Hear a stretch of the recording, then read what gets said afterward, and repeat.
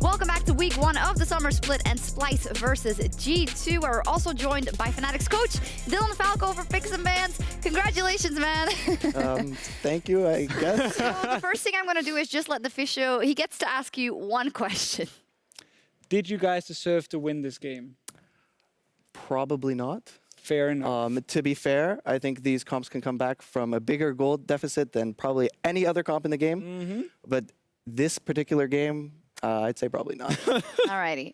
Is this, the strategy, we now seen it twice. Do you wholeheartedly believe the funnel strategy is something that might not work for every team, but is a thing that can work for your team? I think as long as it is in the game, in the current iteration, it's actually something that's viable. I don't think we're executing it anywhere near correctly. I think we're probably not even drafting for it as optimally as we could. But yeah, I actually do think it is viable. And I really hope it stays, because I actually like to see teams try it. And we're going to get different versions. We have not gotten the Master Yi Taric no, we yet haven't. In our games. Nunu Karthus was hovered. Yeah, we thought it was going to happen as well. I think it adds cool creativity. I don't think you need to necessarily make as many mistakes when you play it. Okay. Yeah. Well, we'll see. We'll see how it evolves, and we'll see if one of these two teams decide to go for it. G2 versus Splyce. On the blue side, it is last split's finalist, G2 Esports. They made it all the way to the final in spring. We have high expectations for them, I would say, especially after yesterday. Do you not have high expectations? I do. And I just want to say, I guarantee you PerkZ was sitting backstage watching this, being like, if Caps gets to do this and he gets to win with 7K Why can't deficit, I? give me the kaSing. They're going to do it this game. No. That being said, they did such a good job of playing through their bottom lane yesterday that I want to see them go for something with early lane priority again, where Hjärnan and Wadid can show that they are actually a very strong bottom lane here in the LCS. Yeah, G2 had a great start. Their opponents today are Splyce. G2 and Splyce, they met obviously a couple of times in the spring split, one in the tiebreaker and one in the playoffs. And G2 has been victorious every single time. But let's take a look at Splyce, who had a bad start versus Vitality yesterday. And I really want to see this team picking up wins early, Dylan, because after what we saw from them in spring, we have to expect a couple of things from Splyce. Yeah, I actually think Splyce are probably one of the stronger teams right now coming into the split, but I also think G2 is as well. So I think this is probably like a matchup of two of the top teams right now. Okay, well, yeah. I hope that shows also in the game. As said, we didn't see too much of Splyce yesterday. We're about to jump into Picks and Bans.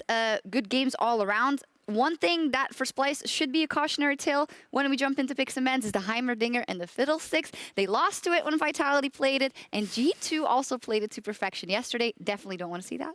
I think this meta, especially for like G2, is so great because Hjärnan used to be a Heimerdinger player, and he plays all these weird champions really, really well.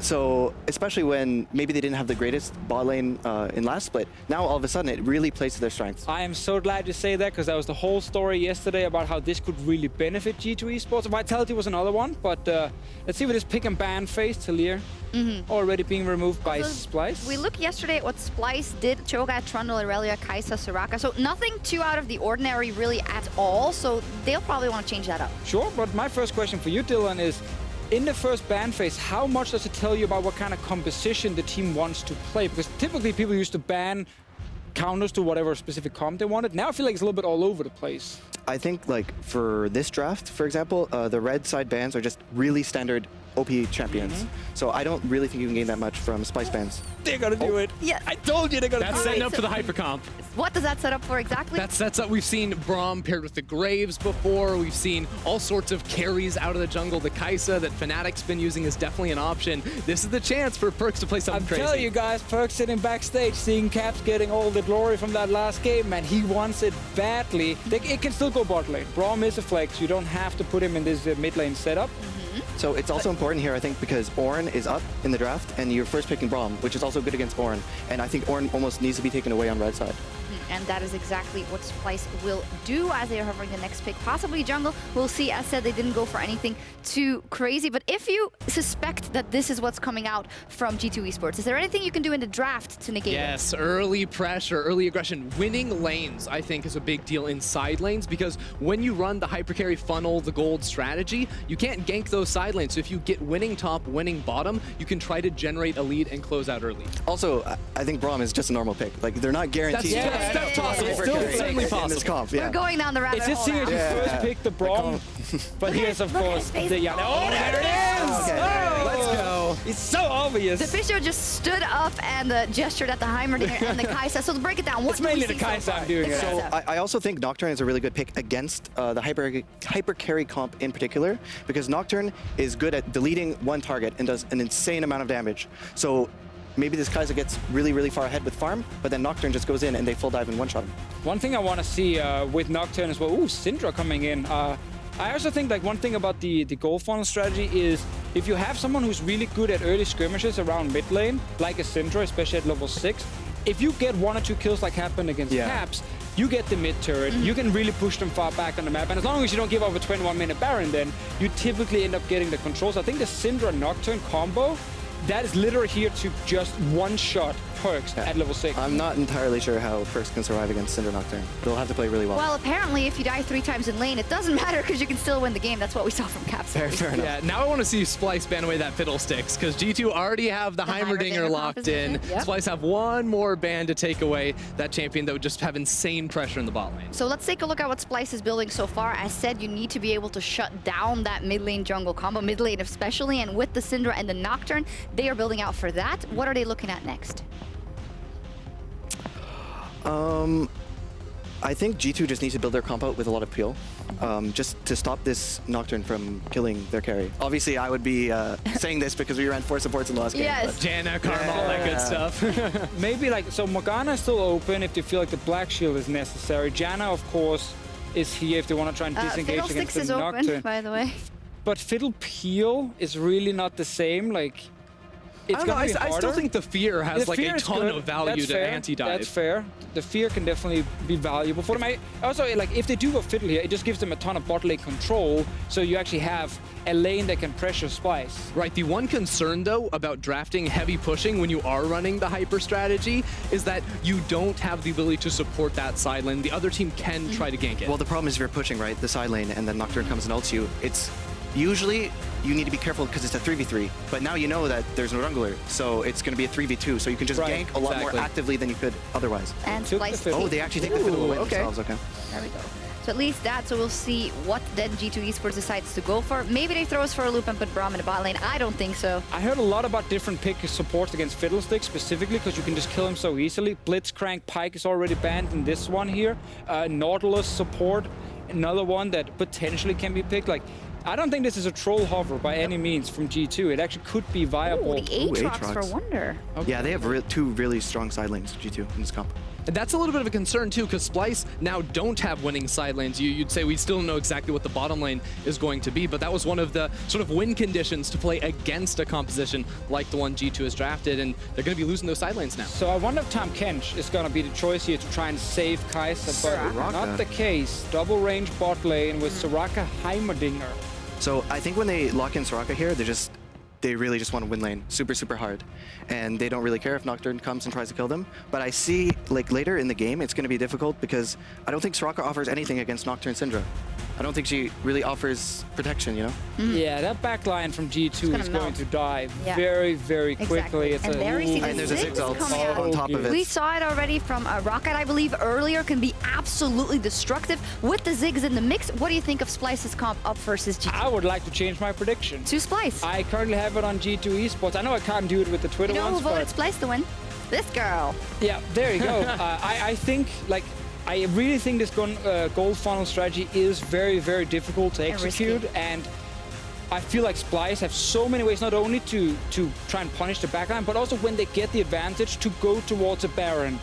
If G2 wants to try and stop them, an Ornn ult into a Nocturne ult engaged, like, I feel like there's too little peel on the side of G2 to make it there. We can always come back even though we're down Yeah. 7k Dylan, you gold. agree? I think there's just 5 diving and one-shotting champions on Splyce's team, and I don't think kaSing can live. But if kaSing gets far enough ahead, you can always 1v9 the game. Yeah, looks like Peter Dunn came up with a good strategy versus G2 Esports. Will be a very important game. G2 got off to a great start, but nothing like a 2-0 to get you off to a wonderful one. Splyce, on the other hand, they will want to show that they have what it takes to win. If anything, we're in for an entertaining game once again, looking at these two compositions. Yeah, I'm so excited. Sorry, I just left you hanging there for a second. But indeed, we'll see where it comes from. I want to see if PerkZ can do it. We said it already. He wants to show that he has what it takes So to do the same thing as man. You think he's really going to show it in his head? He wants to show us. Well, he's going to have to. We'll see exactly what happens. Wadid concentrated. Nisqy looking to put up a great performance. Let's see what happens, and let's send it over to Quickshot and Vedius.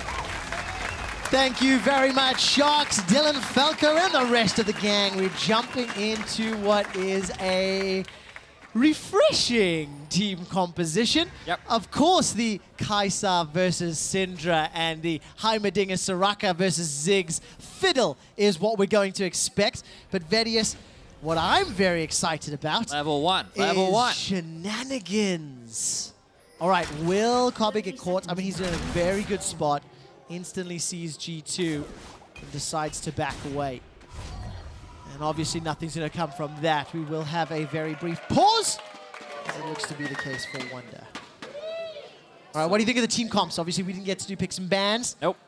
So, I appreciate what the analyst desk is saying. I think it makes a lot of sense. The amount of burst and dive potential onto the backline is very strong, comically strong even. And when you're relying a lot on PerkZ to be one of the big carries, naturally there's an element of risk.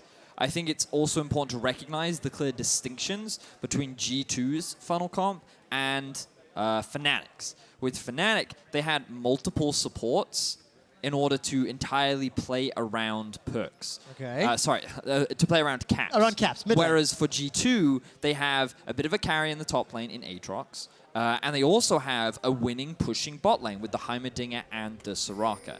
This means that they're not just conceding all the lanes and putting all of the eggs in one basket. Okay. It means that they're going to be dividing both mid farm and jungle farm to PerkZ, but also Hjärnan will be relevant in terms of the game. He will be able to output damage. All of the focus doesn't just rely on PerkZ getting ahead and being the sole carry.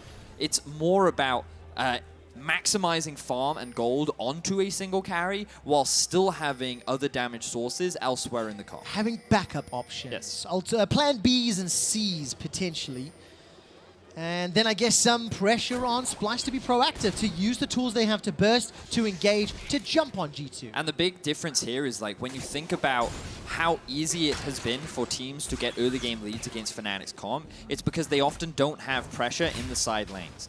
This time around, G2 definitely will, and it should in theory be a lot harder to try and invade because you don't just have a naturally pushing bot lane. The top lane Ornn, sure, he should have a bit of pressure up against the Aatrox, but he's not just guaranteed to win that lane and then help out his jungler. So invading becomes a little bit harder, setting up for those ganks becomes a little bit harder, and overall, you don't have that same kind of freedom to shut down the funnel that'll be going on to PerkZ. All right, so let's see how good or how well G2 Esports can execute this. PerkZ is potentially chasing the record that was just set by Caps, 288 CS at 20 minutes. It is an all-time EU LCS record. The previous record holder was in fact Xerxe. Comes from a different time, a different patch, and arguably Xerxe's feat was even more impressive. But as it stands, all of the attention is going to be on the bottom lane. Hjärnan and Wadid going to need to run for their lives. kaSing's been able to keep them in place long enough. Wadid's already used barrier and the flash. Duskbringer goes out. The stun will not find a target. And Splyce unable to convert with the kill. Very surprised that they would send Nisqy down here as well, because the whole point of having Nisqy on this Syndra is to keep pressure up and force these minion waves underneath the tower. He's now only level 2. Xerxe is only level 2, and PerkZ and Jankos should actually be in a position to try and contest the enemy jungle. And you can see they haven't decided to go for the invade. Instead, they've just put priority on that Scuttle Crab, and now already PerkZ is level 4. Very risky roam there from Nisqy that G2 have been able to benefit from a lot already. Yeah, exactly. Keep our eyes on that level and CS difference. PerkZ level 4, 29 to 7. Nisqy level 2. You see PerkZ just picked up his red buff now, moving over to the Raptors. Oh man, this funnel is in full effect. G2 are in fact ahead in gold. And even that early advantage that the Ornn may have into the Aatrox, not showing dividends yet. We saw a trade going back and forth a moment or two ago, and Wunder's going to be pretty comfortable with that wave, pushing towards him and collapsing back. Remember last game when we kind of checked in on the gold relatively early on, the Caps had a 400 gold advantage over his lane counterpart, whereas the jungler was at a 400 gold disadvantage. Yeah. So it was kind of like balanced out. And now Xerxe, he's trying to claim some of this gold back as he looks for a dive up top. Wunder has already used the flash. He used that Dark Flight a minute ago, but I think with Xerxe not actually connecting with that Duskbringer, decided against going in. Now, the first time we did have a pause, it was on G2 Wunder's side. It was a keyboard-related question which they resolved very quickly. And now, of course, the secondary pause does not look to be related. When I look over, I'll get an update for you as quickly as I can. It does seem that Wadid just very quickly reconnecting, so I imagine that'll be resolved relatively quickly. Once we have more information, we'll update you. But so far, things going pretty well in terms of the very early game for G2. Again, very risky roam from the side of Splyce down towards the bot side. They want to try and get an early advantage so that they can start snowballing through bot, because if Ziggs and Fiddle are able to take this tower down towards the bot side of the map, they can start rotating them around, start utilizing that map pressure that they have. But as they weren't able to find that, more funneling goes into PerkZ. He's now level 5, 4 minutes into the game. 46 farm at 4 minutes. PerkZ now knows what it feels like to be like Uzi. Oh, the sting on that sentence, actually. I do like it, though. Although, to be fair, Uzi did it in lane against another player. Yeah, I mean, that was the more terrifying thing. But the concept still stands. I mean, maybe he was the man that gave birth to this. Well, if teams could put all that farm into one player. Okay, Vedius, I'm going to now ask you to talk a little bit more about this funnel strat, but from the G2 perspective, because it is working well. Yeah. Something that I feel the funnel strat has not done well is win around the world. I think I've seen it lose significantly more than I have seen it win. The Master Yi Taric first debut in LCK is when I've seen it be the most successful, but I agree with you outside of that. Yeah, but we've seen it, what, 10, 12, 14 times probably between LPL, EU, and here. Obviously, we did have a quick reconnect, unpause, repause. As I get more information, I will let you know. But let's keep the focus on G2 Esports for now. Let's talk a little bit about... They've got PerkZ to a good start. We're approaching 4.5 minutes. He's ahead in gold. The whole team is. They're playing well. Where do they go from here? I mean, eventually you run out of jungle camps to donate because this Kai'Sa, Braum are clearing very quickly. Well, then they just sit in the middle lane. The whole goal, if you're just G2, is you basically go mid, you push out the wave, you then grab the Scuttle Crab, and that's your first priority. And if there's no Scuttle Crab, you grab jungle creeps.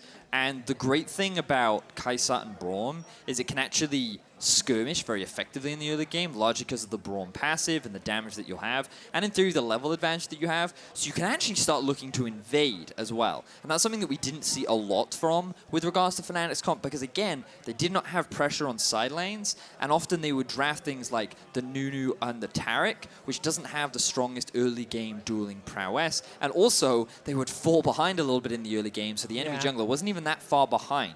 This time around, Xerxe is only level 3, PerkZ is level 5.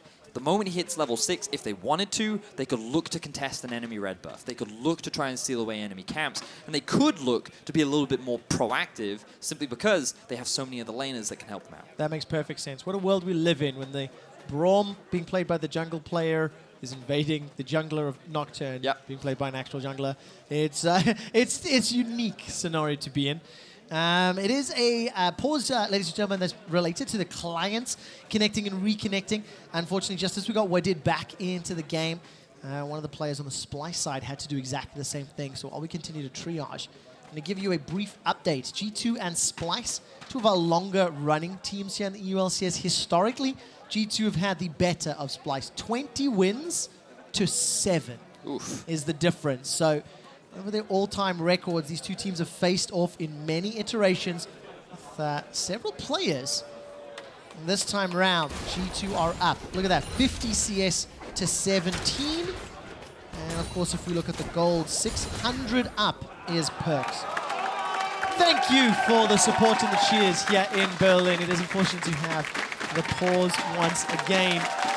Wadid and the rest of G2, in fact, having some fun with this one, Vedius. At this point, I wonder if all of them just look to reconnect. But it does feel like Wadid, he's enjoying the chill. You know, his bot lane, he's already been forced to use all of his summoners. He is playing Soraka. In my mind, one of the least mechanically demanding champions in all of League of Legends. Ooh. I really don't like Soraka. But you actually have to point at places to cast spells. Oh, wow. I'm just trying to think, least mechanical. I think Mundo could be less mechanically demanding. Because you only have one skill shot ability. Yeah, but you've got to manage your own health, because remember, a lot of your own abilities cost health. So does Soraka's, I suppose, but she also has spells to aim. Okay, all right, I'm fine. Mundo is a worthy argument. Mundo is a worthy argument. Maybe my own bitterness towards the champion is being swayed in that regard. Soraka, as a champion as a whole, is solid. She makes sense in the current meta. Just insulted all of the players that play Soraka. I mean, that happens a lot. We've insulted Yasuo players. We've insulted Fiddlestick players. You know, like, it happens. You got to accept it. Some champions are just annoying. Okay, I can accept that. The people that play them are annoying too. That's what Vedius says and what he believes. While we do have an update, of course, once this game wraps up, guys, we will have our usual post-show, post-game lobby. Today, we're going to be asking some of the analysts a few of the questions from you guys. So jump onto Twitter, use the hashtag #PingTheLobby, and ask a few questions. I know that we will be talking about, obviously, the results from this week, the meta that we are seeing on 8.11. And, of course, some of the ways it's going to be forward. I've got an update from our production team and from league officials. The players are currently experiencing disconnects. It's pretty important to play a game of LCS if you're not connected. Therefore, league officials are having all players disconnect from the game and reconnect to the game in sequence, and just making sure we go through all of the options, hopefully to prevent it happening again. So we apologize about the delay, and hopefully we'll get them back in here. You definitely don't want to disconnect midway through a game. It's pretty difficult. It's pretty difficult. Let's turn our attention to Splyce, Vedius. They jump back into this game in a few minutes. They've got a kaSing that's being super powered up. It's going to hit the next rank of Super Saiyan at some point. How do they stop it? Well, nobody else has found an answer yet. It's challenging, because so far the main strategies that we've seen in terms of shutting this down is either denying farm or matching push in the mid lane. And one of the strats they actually quite liked over in the LCK was they actually put something like a Lulu mid, who would kind of soak up some of the farm, but then you would have someone like a Nocturne join the Lulu, you would share experience, you would share some of the farm, you'd basically be there to push out as well. Okay. Because you'd have a Lulu and a hyper-scaling or strong early game dueling jungler like Nocturne, Nocturne or Graves is another one. It allows you to actually contest things like the Scuttle Crab or maybe even a couple of the enemy Raptors, so that they can't just so freely walk into your jungle and just straight up steal all your stuff. Yeah. So that's why I'm a little confused by the Syndra. Initially, I thought it was going to go to bot lane, and you would use it as a way to pick up turrets, throw them away. You have a pretty easy way to clear out the wave as well. But instead, they decided to put it mid, and I feel like that you can still challenge once you hit 6, but before that, you can't really fight for these early jungle camps. So that's why I'm curious to see how they make it work. Right now, they are at a bit of a deficit, and he's just soaking up as much farm as he can. All right, just as an update, guys, all players are back into the game. We have resumed and been running it for several seconds. It appears as though a resolution has been found. And to reiterate the last 5 minutes, Splyce made an attempted roam gank down to the bottom lane for Hjärnan and Wadid. You can see that is why Wadid's summoner spells were on cooldown. It failed, faltered, and that is part of the reason why G2 have been uncontested in funneling this farm to PerkZ. Already up to 58. Gold is plus 700. The counter is Xerxe being 500 up over Jankos. Thank you, observers. You can see the gold values on the bottom of your screen. Yep. As Vedius, we jump back into lane, and I asked you when there's no jungle camps in the minimap, as you can see is the case. Well, then you send PerkZ and Jankos mid. Yep, so the Rift Scuttler also just spawned on the top side of the map, so after they push out mid, they'll head up towards the river and be like, all right, we'll take this, thank you very much. Interestingly, Xerxe is moving into the river. Thought he might be looking for a few steals as we see a trade up top lane. All right, Wunder's going for the proc on that Bloodthirst Price combination, but doesn't want to really win the rest of the fight. Is that matchup that you kind of expect to play out as is for the time being? So typically when you look at Aatrox, his early game is not the strongest. He usually wants to complete the Tiamat once he has wave clear. That's when things get a lot better. Goodbye, Wunder! But at what cost? Tower shots come down. Odoamne is now running for his life. Flashes over the wall, and it's secured by PerkZ. The worst possible opponent for G2 to secure it with. The funny thing is, if he had just died to the tower, I believe it would have been Jankos that got the kill, and PerkZ wouldn't have even had an assist. But because he tries to get out of that situation, PerkZ PerkZ ends up picking the kill. So it ends up being a 1-for-1 overall. Odoamne finding a solo kill will be great for the side of Splyce. Having that extra bit of pressure in the top side of the map is very valuable. And we got to recognize that Splyce are being able to push in with this 2v2 in the bot. Ziggs clearing out the turrets very effectively, pushing this wave very quickly underneath the tower, is enabling Splyce to generate pressure, at least on the side lanes. All right, and of course you can see in terms of generating pressure, G2 Esports on the invade. Jankos and PerkZ with that smite, level 7, still the highest in the game. Going to start off the Bramble back. There's no support or anyone around on the Splyce side. I can't see if Xerxe is going to get this Infernal uncontested. Got some support from Kobbe. Yep. So trading red buff for a red dragon, I think that's probably fair. Look at top lane now, though. All right, Killer Instinct is going to get fired. There we go. Here comes PerkZ. Not going to be able to kill just yet, but Jankos sends it home with a bite from Wunder. Surprise, Wunder didn't choose to tank the tower, given that he did have his passive up.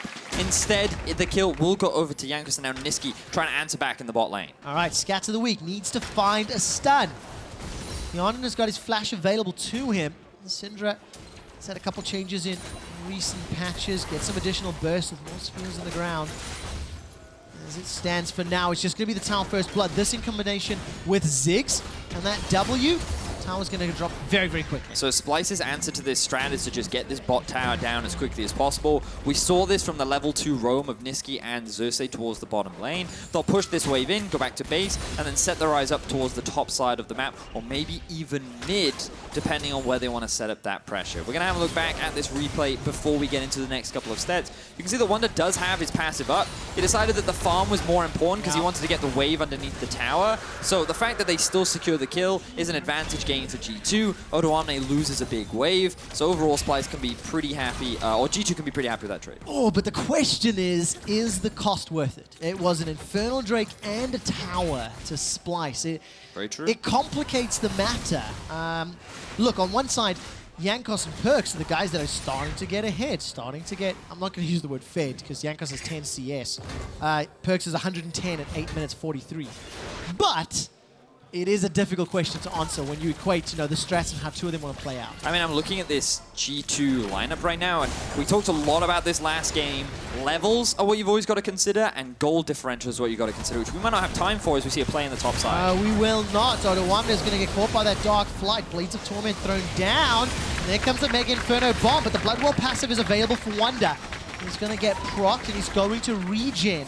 kaSing, Kobbe trying to do what they can to push under the tower, but it is G2 that get themselves a kill, and they defend the tower. Yeah, it's important to recognize that it's these side laners that are picking up these kills, along with PerkZ moving off to a side lane, and Odo has just been shut down in multiple occasions. They tried to go for this dive. They felt they had the numbers advantage. They didn't read that Braum would not be with his carry, and they end up getting turned around. Like, they think this dive is pretty easy. They think they have the numbers advantage, and then with the chain CC that they have combined between them, they're able to find an easy kill. And then Ignite was even used in exchange for the passive. So overall, G2 are very happy with how this early game is going. Oh, gigantic advantage for G2. And all right, there's going to be another counterplay here. Here comes the Crow Storm, jumps in.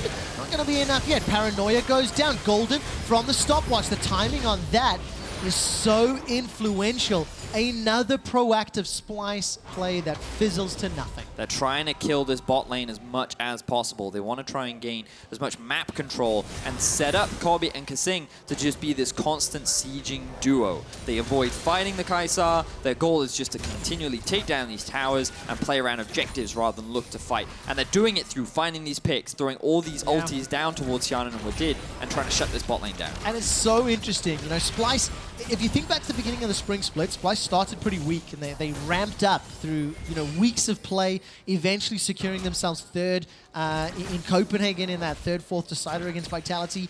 And the question that we had coming into this split is whether or not that impressive growth would help establish Splyce as a contender from the get-go. Lost their game yesterday, seeing multiple dives, multiple attempts, and plays being thwarted. And that's another shaky start to a split, Splyce, yes, they're even at 11 minutes with G2, but it is against an extremely farmed kaSing, super kaSing, if you will.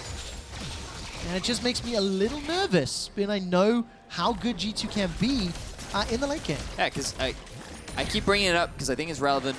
I always look at these levels. PerkZ is now level 10 to the level 9 of Nisqy. He's going to keep getting farm, and he pretty much has a roughly 2-level advantage. Jankos is pretty much the same level as Xerxe.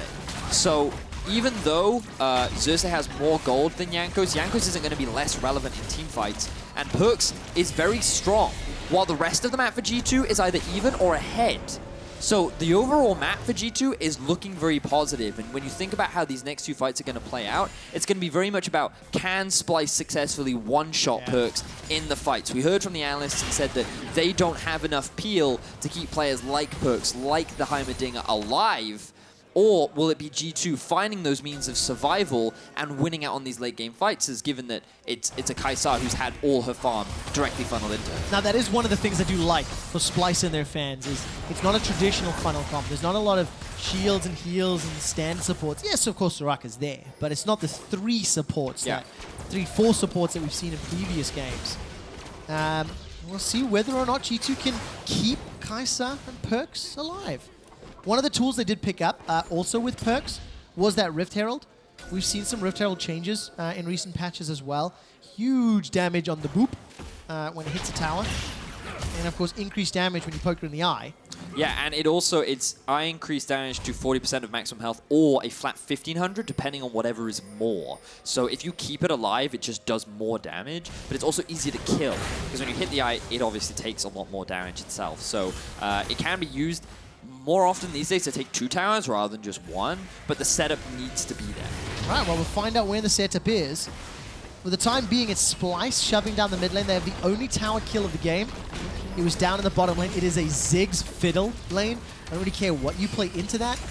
They got a lot of lane pushing power. They do. And tower killing power. So I'm willing to accept that Splyce will get the tower advantage early.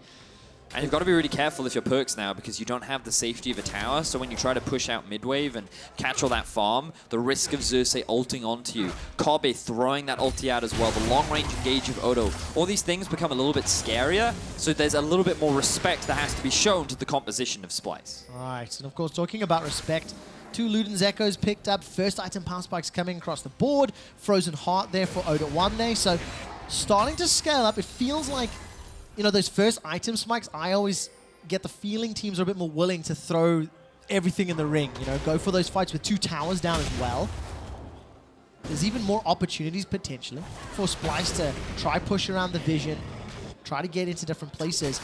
I just have to keep tracking the CS, by the way, because PerkZ is just there in the mid lane now roaming top. Is sitting on 214 at 14 minutes. Gonna look for the engage, and we need to see for the plasma to connect. There's one tag, gonna come down in a moment or two. There is PerkZ running in with the supercharge, jumps in with a killer instinct. You can see that coming minutes away, so it's very difficult to hype it up. Yep. When G2 just punished Splyce for being a little overextended. But we got to keep track of what's going on across the map, because Odoamne pushed in bot, Nisqy's pushing in mid, while the 5-man unit of G2 are just collectively grouping top. We talked about how now the Rift Tower just does more damage to towers, and when you protect it, you can very easily take 2 turrets. Well, that's exactly what G2 just did. And in terms of overall map control, they've equalized the goals. PerkZ is still extremely strong, level 13 now, and we talked about it last game. Level 16, 2 items is really when you can start to be a carry, and it doesn't even take that long to get it because of all the resources that you're funneling in. It was around like 22, 23 minutes when caps hit that point, and that is the point at which G2 is working towards. All right, so there was the Rift Herald. It was summoned. Obviously, kaSing just gets run down. Yep. And Vedius. In the previous game, I said to you, what was the point when she's unkillable? Now, is that still true? This game, without the Karma and the Morgana, is the Soraka Braum enough? Plus level 16 and 2 items, or would you give him a little more time? So, if I was the Nocturne in this situation, I'd feel really uncomfortable just immediately diving onto the kaSing, because number one, you know where Nocturne's going to land, right? You can't predict which target he's going to go onto. That's always obviously the challenging point. But the moment you see him coming towards your carry, you drop the silence on top of your carry. That means that he is now locked in place because he's been silenced. And there's a huge risk of him getting rooted, and you can just shut him down because of how squishy he is. On top of that, Braum is still a good peeling champion. And as long as G2 don't use that as an engage tool, more of a counter-engage tool, then G2, I believe, should still be in a pretty favorable position to to be able to win a lot of these fights. And remember, yes, sure, even if you do kill PerkZ, Hjärnan is not behind on farm. He is even with Kobbe. Wunder is still in a great position as well. So I look at these fights and I feel like G2 is the stronger, but we'll see how things play out. Take a look at that. PerkZ fancies himself the shot at Kobbe. Mega Inferno Bomb comes down to try clear out the wave. It's an upgrade on that H28G Evo turret. They'll be firing that one down. Not enough Flank to take TP. out the Here we tower. go. But here comes Ornn. The horn is loud, and knocks away G2 Esports. Crowstorm comes down and Splyce as they calling. They've locked themselves Xerxe, but a 3-man stun from Scout of the Week. Jankos is doing what he can with that Unbreakable, but Nisqy with a flash forward closes it out. Ends up being a 1-for-2 in favor of Splyce. And this is the damage potential of Splyce when you have an optimal setup. Odoamne comes in with such a good flank. And while Splyce don't find a lot of kills, they get a lot of summoner spells out and they still come out advantageous in the ensuing fight. I think that was the best case scenario for Splyce, and the way they executed their composition is exactly what they need to be doing. Oh, it's going to be so interesting how the team fights play out. If Splyce can find those fights again and again, there's a replay of it once more. So it all starts off with G2 trying to siege up onto the turret. And remember, Hjärnan does not have his ultimate available, neither does the kaSing. So this is the best time to do it. The darkness comes in, Splyce want to group up, but you're grouping up against a Ziggs and a Fiddlesticks, and they're both pretty squishy. The return damage from Hjärnan was actually pretty significant, but at the end of the day, they took too much burst damage from the Syndra and the Nocturne initially, and then Splyce ended up coming out ahead. But you can also see how squishy this Nocturne really is when he gets into the middle of the fight, and that's the thing that you do have to be very careful. But as we saw, Ziggs and Syndra, very heavy in the damage, and Heimerdinger, whenever you run into him, you have to respect his output as well. It's insane, actually, seeing just how much burst these Heimers have been getting out. The upgraded rockets to just obliterate anybody in And he their didn't even face. have his upgrade. Nope. That's the important thing. He used to it note. on the tower yeah, earlier. Exactly. But also, you know, one of the utility factors of that bouncing on the E when you upgrade the grenade, I love the idea of a Braum and a Heimer on the defense. Because you cannot get through the Braum ulti and those grenades. The amount of zoning and peel that you've already talked about, just going to give PerkZ Wunder all the time in the world that they need. But look, it's an even game. We're coming to 20 minutes. 2 towers to 3. Gold is bang on even. Splyce have got an advantage in the Dragon front. Again, it's going to be up to Splyce to try and find some opportunities to shut down PerkZ. Level 14, Rageblade completed, 285 farm and 19 minutes. G2 is getting to that sweet spot where they're going to be very terrifying to play against in fights, and a lot of it is going to come down to execution for both these teams. Splyce, we've already talked so much about how they want to play this and how they just want to one-shot PerkZ. It's obviously easier said than done. Yes. And how they set that up, how they look to play that fight is going to be the thing to keep your eyes out for. It really will be. It's 25 seconds left on the counter, and PerkZ has already broken the CS record that was set by Caps a minute or two ago. When Deficio talks about this funneling strat, and he specifically talks about PerkZ watching it, Deficio adds this air of PerkZ wants to do it. PerkZ wants to prove he can do it better with G2. And has already done so. Over 300 CS before 20 minutes. Rageblade, QSS, got the stopwatch and the Blood Razor. In actual fact, just picked up a pickaxe as well. My word. This is a scary, scary kaSing. Yep, it's the level 16 mark where she really gets scary. And Nisqy, the funny thing is Nisqy's level 13, and that's like a normal level to be at. 200 farm at 20 minutes. Nisqy still played very well this game. You know, he, ever since his return now to the Summer Split, he's been having a very solid performance, and he will be one of the big determining factors in being able to one-shot PerkZ, because he now has 2 items finished. His ulti is a big damage dealer, and that alongside the Duskblade from Nocturne and the ulti from Kobbe, well, there is the ability to one-shot. Oh, yes. There is. And then it's just up to Jankos and Wadid to try counterplay. As you mentioned, you've alluded to it before. You know, the Equinox, the ability to put the heals down. Look at this kaSing with the insta-fear. QSS comes out. PerkZ is not going to find his target, but he will get kaSing's flash. This means there's no one to defend the mid-outer turret. G2 Esports will extend their gold lead continue to apply pressure. Now the Baron is up and available with the priority that has been gained from G2. They'll likely look to move up through the river and regain some of this vision. Splyce will then look to answer and reclaim some of the vision their own, but because G2 have already back to base, after they've cleared all this out, they will be able to reset and they will be in a better position for the Baron over the next couple of minutes. And this is where we start to see this Baron dance, the back and forth, where G2 and Splyce will look to contest around this big objective. And again, keep your eyes on that sweet spot. The level 16 for PerkZ is really when G2 are going to be feeling confident enough to go for a fight. Oh, it's not going to take very long. PerkZ is so close. And you can already see, by the way, like G2 leaning into that Baron side of the map. They're going. To play. Okay, so actually they're just going to go straight into Baron Pit. Got themselves the control ward. They denied the vision. As long as that is not killed, Splyce won't have any idea. Even if kaSing puts a ward down, it gives him a brief, momentary glimpse. And it is cancelled. Teleport being channeled by Odoamne. He's got his ultimate available. Smites are up in the pit. Baron will be secured in a moment. It's picked up by PerkZ on the way out. G2 even picked themselves up a Scuttle Crab, and Xerxe's paranoia does nothing. Turn the lights out, go to bed, Splyce, because you might just be sleeping with the fishes tonight. And G2 do exactly what Fnatic do. They walk up towards the Baron, they gain the vision control. Splyce do not respect the lack of vision and the speed at which G2 can take this, and they have no answer. Baron goes down to G2. They're now the ones primed and ready to start attacking this Splyce squad. Man, such good control from G2 because it wasn't easy to get to this point. Splyce had thrown multiple attempts to disrupt it. Multiple roams, multiple ganks, multiple dives.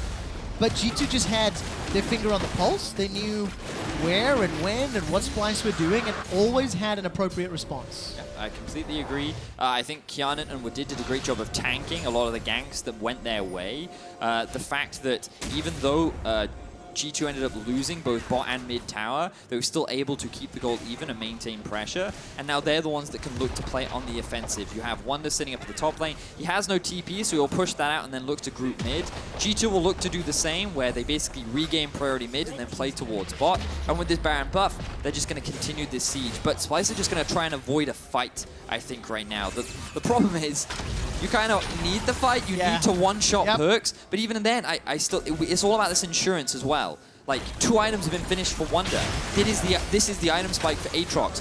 2 items are finished for Hjärnan, and he is no slouch either. So it's not like the rest of this G2 squad is weak. It's just that G2 have a very, very strong kaSing, and Splyce need to find a way in order to win these fights, which is going to be very challenging to do. Yeah, and especially when you look at the vision. Keep your eyes on the mini-map. Look at the wards that are just littered. Splyce is part of the jungle. Zoom out from the observers, really highlighting how much information G2 have to work with. Remember, the top tower, the top lane towers, rather, they were pushed in many, many minutes ago. There's nothing left to play for. Last outer turret outside of Splyce's base is in the mid lane, and you know, we're getting close to today's average game time, Vedius. The 4 previous games clocked in an average of 25 minutes and 53 seconds. If I add yesterday's average of roughly 31, we have a weekly average thus far of 28 minutes. It's pretty fast games. Week 1 of spring, just week 1, was a 42-minute average game time. That is Are you implying that the game got faster, Trevor? Significantly, in fact. I'm not implying it, it's a fact.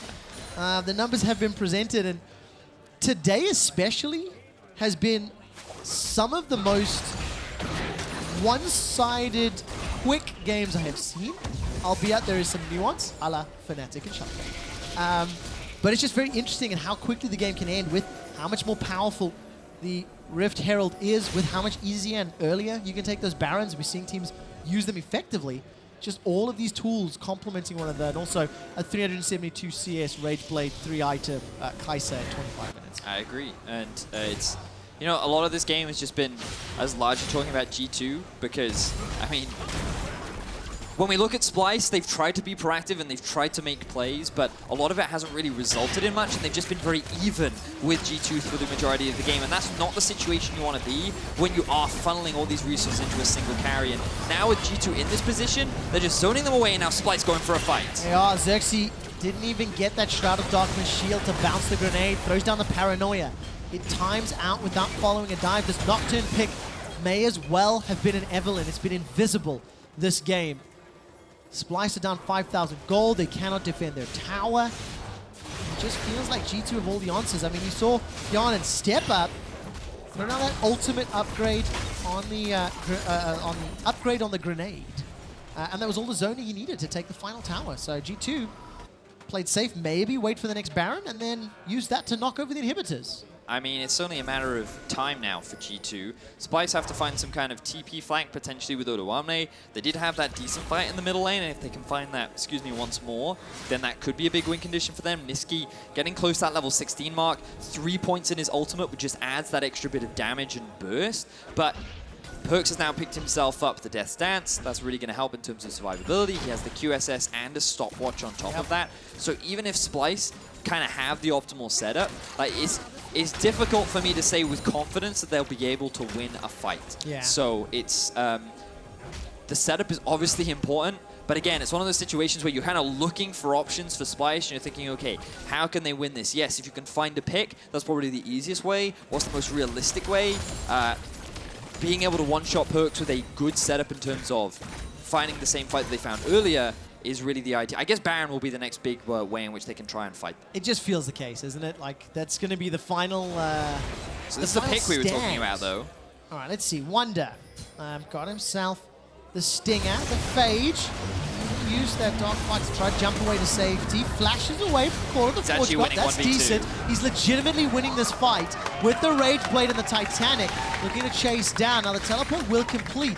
He has Hjärnan coming in for support. Hjärnan's got Flash available to him, but the rest of G2 Esports are now pushing up. Here goes the Braum ulti just to shut down Nisqy. PerkZ takes legitimately no damage. Dark Wind bounces back and forth as here comes the Crow Storm. There is the heal coming out from Wadid. Soraka gonna trade 1-for-1. Wunder for Odoamne. Double kill for PerkZ and turns his attention back to the inhibitor turret as kaSing and Kobbe are trying to stop the tower going down. They defend top for now, but while all that's going on, Hjärnan's joined the fray and he's shoving in the mid lane. G2 looking good as they try to break into the base of Splyce. Their resources are being divided. Wunder did lose his life, but the 2 kills gained in their favor means that they can keep the pressure on with Baron spawning in only a few seconds. Tower's going to fall. Inhibitor will fall immediately after. If Splyce do not find a way to interrupt, for the time being, numbers advantage actually will help out. They underestimated how much time it would take for G2 to get up there, but importantly, the base is open. Aatrox can win in a 1v2 with his kit. Now, I think a lot of credit to Wunder for just flashing away that Ornn ultimate. Definitely could have given a little bit more time to get damage down. Not entirely sure how Wunder ended up dying off the back of that, but at the end of the day, still a lot of advantages gained for the side of G2. They'll now look to set up around the Baron. Splyce's kind of best case scenario is, oh, maybe we can rush it, but let's have a look back at how this all happened. So they go for the dive onto Nisqy. Just nothing. He doesn't take any damage at all. kaSing with the good ultimate will come up to kind of follow in terms of the damage output. Unfortunately, they don't really have the damage because there's only 3 members versus 4. Wunder was the one soaking up a lot of it, meaning PerkZ could just sit on the backline and freely output all the DPS that he has acclimated throughout this game. He's now at 4 items, and if you thought killing him was hard before, it's only going to get hard. 30 minutes is about to click over. 428 CS for now.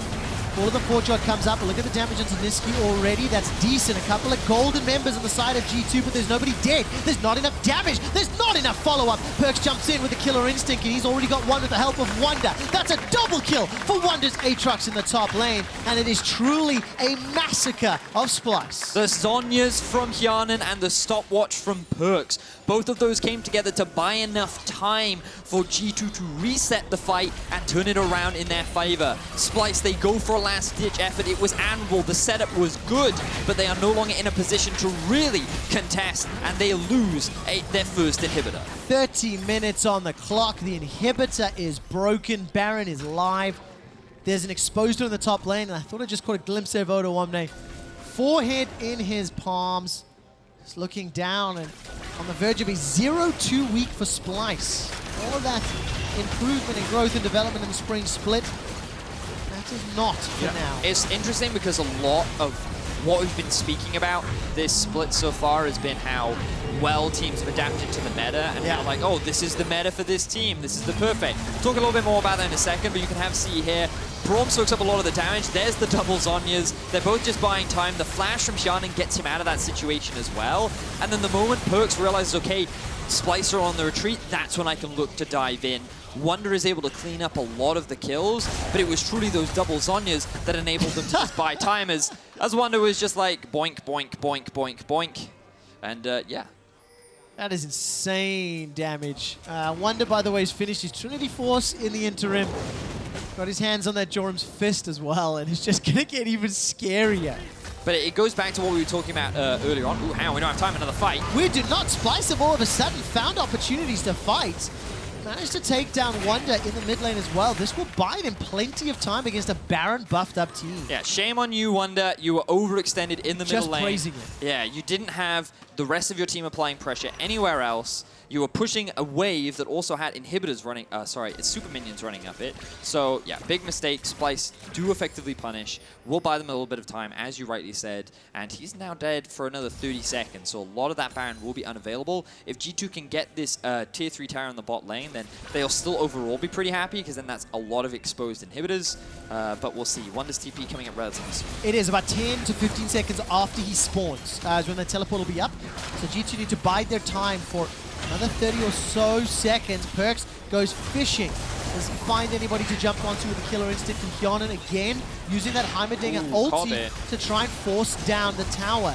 That power beam from the turret chunks down Kobbe. He's forced to run for his life. Mega Inferno Bomb is available, but it won't do a lot of damage into those Baron empowered minions. Tower falls, Inhibitor's gonna go there after, and Splyce, they just can't get past. There's so much range and zone control between the towers, the grenades, the turrets, the Soraka. It's not done yet, and there's the teleport, Vedius. G2 have the Nexus in their eyes. All 5 members are grouped up. They still have the Baron buff available, and they want to do this tutorial-style Splyce. Ultis are coming up. Here comes the engage. All right, Call of the Forge God comes out. Look at this. Xerxe is able to shut down Wadid, but it is at the cost of his own life. Now Wunder turns it back around, flashing forward. Got the Bloodwell passive to bring him back to life. PerkZ goes forward before he's scattered by the weak, but there's simply not enough damage. It was meek. A quadra kill for PerkZ to close out the game, to close out the week. And G2 Esports are destroying the Nexus, destroying Splyce. And G2 go undefeated in week 1. This is how I like to see the funnel strat played out. You're not putting all of your eggs in a single carries basket. You're not sacrificing resources all across the map. Instead, you have side lane pressure. You enable your carry to get the farm that he needs without being over proactive, trying to force too many plays, and you put pressure on the opponents to be the ones to find that early game advantage. And while we saw Splyce attempt it, they just could not find the early advantages that they wanted. The reactive plays to Splyce was so impressive. I appreciate and respect that Splyce, they tried what they could to stop it. They did what they could to shut it down. But unfortunately, today was not their day. That means Splyce goes 0-2 on the week. A debut to Summer I wasn't quite expecting. Well, and this is the point that we kept trying to get across before fights kept happening. I just feel that Splyce have been one of the teams that this meta doesn't suit.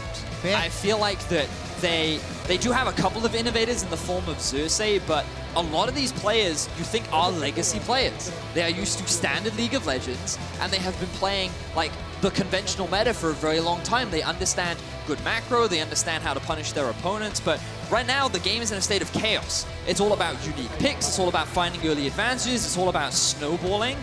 And for some teams, that's perfect. G2, Vitality, Misfits, all good, really early game teams. But for Splyce, it does feel like this is a style that they're not quite used to just yet. I really like that storyline, Vedius. The idea that in this state of chaos, the younger, fresher, newer players, maybe the likes of Vitality, for example, this feels like a Vitality meta, you know, that kind of thing. Talk about that a little bit more later. For now, though, G2, they go 2-0. Extremely convincing victory yesterday. A more controlled, but still equally impressive, equally convincing win today. Yep. And for G2, the team that placed second in the spring split, they definitely show they're coming in pretty ready to play on this chaos patch. Yeah, to play on this game. I've really enjoyed the games for our first week of the EU LCS. We've seen a lot of high action. We've seen teams being able to effectively close out the game. We haven't seen that many comebacks, which has been... It's debatable if it's disappointing. We saw the one from Fnatic earlier on in the day, but it's also that same idea that one single mistake can cost you the game. Yes. And I hope that teams find ways of being able to maybe stall things out. The thing that I've loved is the diversity that we are seeing. Now, I actually think we're seeing a fair amount of AD carries. I think we're seeing a fair amount of bruisers as well as poke. I like the fact that we have now a more diverse playbook to draw from at professional play. What I would love to see in the coming weeks and coming patches is just a stabilization. Because these huge gold leads you were talking about, these huge snowball victories, I like to see that dialed back a little, but still maintain the ability to run a funnel comp, the ability to run a traditional hyper carry comp. Hell, do you know what? I'd love to see the ability to keep a kill bot lane, Vlad, Pyke, Karthus, Nunu. Give me those things, and that's what I'm hoping to see more of as summer plays out. Yeah, I think there's still a lot more variability left to be had. Right. I think NALCS starts tonight, and if there's any region that's going to bring you some crazy stuff, that will definitely be one to check out And as well. Do you think they're going to see crazier stuff than we've already seen? I don't think it's going to be crazy. I just think it's going to be different. Okay. I think that already EU have established that Heimerdinger is kind of a favorite for us. Fair. We really like the Thank funnel you, Hjärnan. strat onto kaSing, whereas other regions have put less of a focus. They like Graves and Master Yi instead. And I just think that NA will show another flavor, a different kind of variation. It does feel like all the different regions have something that they really like, and you're just seeing some unique differences between them. Master Yi gone unpicked and unbanned several times this week in EU. Listen, it was our final game of the week. We've narrowed it down to PerkZ, Wunder, and Hjärnan for player of the game. Hit us up at LOL Esports on Twitter for your favorite, for your player of the game. We will announce that in just a few moments. I believe we're almost ready for G2's win, and if we are, we're going to check in with Laure and PerkZ. Thank you very much, Trevor. Indeed, 2-0 for you guys this week. How do you feel about this performance? Well, I'm pretty happy. We started practicing maybe a little bit late compared to other team standards. Like we had like 12 days of scrims or something, but we scrimmed like 10 days in a row, and we got really, really good practice, I think. We have a lot of foundations from the last split, so it was easy like to kind of build on, and I feel like we are going to be a lot stronger team this split than we were last split. And our practice has kind of like has showed more progress than we showed last split, so yeah, I expected this. How can you explain that, the progress? Did you change something, the way you train? I think honestly just we got a lot better. Like we all now know what to do, and it's also fresh start of the new split. So there is no like burnout or like bad feelings or something, you know, like usually there could be in the team. So it's just it's everything clicked now. Going back a bit more in this game and the level 2 rotation from Splyce here, were you expecting that? I mean, usually when we play Super kaSing, that's our name, Super kaSing, enemy team is always sweating to do something. So I think he just tried like a sneaky roam level 2. Maybe he thought that we wouldn't say something to our bot lane, but we did, and they didn't die, and he lost a wave or more even. I mean, it wouldn't matter too much for him because he's going to get behind anyways because he's playing against a jungler or whatever you want to call me, that I'm farming jungle and mid and everything. So it was kind of like a nice try, but it didn't work out this time, you know. Yeah, it missed a bit. About this Super kaSing thing and the composition you guys put, what was the goal with it? What were you aiming for with this composition? Well, we're aiming to get some items on me, and then hopefully I can do damage and not die. But my team played super well, and I think it's actually more about the whole team than me, myself, because they have to play well with no jungler. Like they are playing 2 versus 3 or 1 versus 2 top, basically the whole time, unless we can move and get a kill, which we shouldn't. And yeah, my team played super well, and yeah, I just did my work of not dying. Agreed. And now on this week, well, we saw many things already. This meta looks weird, clearly. What more can we expect from this? I don't know. There can be a lot of stuff, like some more AP bot lanes or more bruisers, and maybe some more mid-jungle picks that I'm about to show as well. So I have stuff prepared up my sleeve. So this is not the only thing. Okay, well, let's keep that for later. I want to know, when the patch came out, were you expecting things to go that crazy? Honestly, at first, I was like kind of pissed about the patch because like you're a pro player, and the game is such a huge change, and it's like when you do another sport or whatever, business or something, this doesn't happen, right? So you have to like be really good at adapting. Like hopefully not all players are, right? So some teams or some players might struggle more, but I realize that it's my job and I enjoy it, and I'm also like creating myself. So I started to love it, actually. After like 2 days, I started to just fully enjoy the patch and not be stressed at all. And yeah, it's a lot of fun for me. Well, since you like it, how do you guys approach things during trainings? How do you work on the patch? Like, you don't try randomly things, I expect, but how do you do it? Well, we try to make less macro mistakes, less getting caught. Like the worst deaths in scrims are like when you get caught, when you know that someone is coming. And we are trying to avoid that mostly. And we are theory crafting a lot. Like we are talking about the champions we can play or the strategies we can pull off. And yeah, this new meta, whatever you want to call it, maybe like brought us to talk more about the game. So honestly, yeah, it's just good practice and good teamwork right now. You say whatever you want to call it, and I feel like when I talked to Hans and Sjokz yesterday, they basically say the same thing. People tend to say like there's not really a meta anymore. Do you agree? Yeah, you can pretty much play anything that you're good at. Yeah, you can play standard, you can play bruises, you can play APs, you can play Super Kaisa. So yeah, I'm gonna be looking to play a lot more Super Kaisa. On another note, I want to talk about the end of Spring Split and the fact that you were defeated by Fnatic. How did you get away from that? When I first realized that we lost, I was really crushed. I was really like, I realized that I had burned out like already a couple of weeks before the finals, and I didn't give my best or play my best that I could, maybe. So I took it very like personal and individual performance that I have to play better myself next split. So I worked hard on myself in the season on my individual skill and being able to perform like as good as I can, which is like I aim for perfection. So it was kind of an eye-opener and motivation boost, because now like more than ever I really want to like take the trophy again. Well, you're on a good path to do so for the moment. Thank you very much for joining me today, and well, good luck on week 2.